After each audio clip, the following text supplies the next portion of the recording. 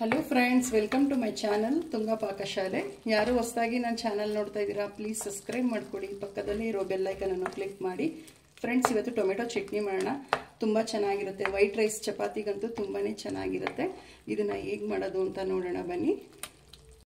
ನಾನು ಮೊದಲಿಗೆ ಒಂದು ಬಾಣಲಿ ಬಿಸಿಗಿಟ್ಟಿದ್ದೀನಿ. ಒಂದು 2 ಟೇಬಲ್ ಸ್ಪೂನ್ ಆಗೋಷ್ಟು ಎಣ್ಣೆ ಹಾಕ್ಕೊತಾ ಇದ್ದೀನಿ. ಸ್ವಲ್ಪ ಎಣ್ಣೆ ಬಿಸಿ ಆಗಲಿ. ಎಣ್ಣೆ ಬಿಸಿಯಾಗಿದೆ. ಒಂದು 5 ನಾಟಿ ಟೊಮೆಟೊ ತೊಗೊಂಡಿದ್ದೀನಿ. ನೋಡಿ, ವಾಶ್ ಮಾಡಿಬಿಟ್ಟು ಎಲ್ಲ ಓಡ್ ಮಾಡಿ ದಪ್ಪ ಸೈಜಲ್ಲಿ ಇಟ್ಟಿದ್ದೀನಿ. ಈಗ ಎಣ್ಣೆಯಲ್ಲಿ ಫ್ರೈ ಮಾಡಬೇಕಾಗುತ್ತೆ ಟೊಮೆಟೊನ.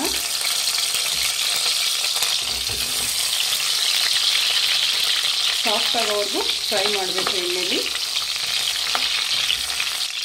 ಒಂದು ಗೆಡ್ಡೆ ಬೆಳ್ಳುಳ್ಳಿ ಸಿಪ್ಪೆ ಸುರಿದ್ಬಿಟ್ಟು ತೊಗೊಂಡಿದ್ದೀನಿ. ಒಂದು ಗೆಡ್ಡೆ ಬೆಳ್ಳುಳ್ಳಿ ಹಾಕ್ತಾಯಿದ್ದೀನಿ.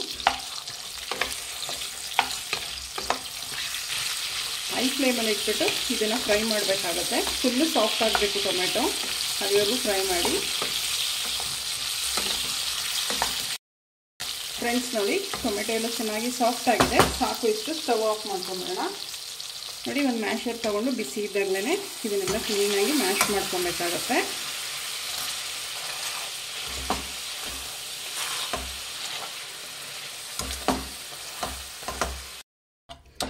ಫ್ರೆಂಡ್ಸ್, ನೋಡಿ ಸಾಕು ಇಷ್ಟು ಮ್ಯಾಶ್ ಮಾಡಿರೋದು.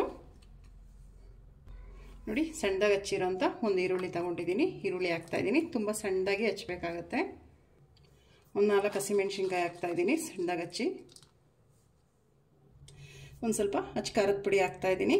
ಹಸಿಮೆಣ್ಸಿನ್ಕಾಯಿ ಹಾಕಿರ್ತೀವಿ, ನೋಡ್ಬಿಟ್ಟು ಖಾರದ ಪುಡಿ ನಾವು ಹಾಕಬೇಕಾಗತ್ತೆ. ಇದನ್ನು ಮಿಕ್ಸ್ ಮಾಡಿ.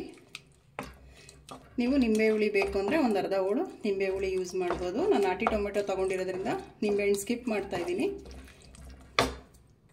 ಇದೊಂದು 2 ನಿಮಿಷ ಮಿಕ್ಸ್ ಮಾಡಬೇಕಾಗತ್ತೆ. ಈರುಳ್ಳಿ ಎಲ್ಲ ಹಾಕಿರ್ತೀವಲ್ಲ, ಒಂದು ಸ್ವಲ್ಪ ಹಸಿ ವಾಸನೆ ಹೋಗಬೇಕು.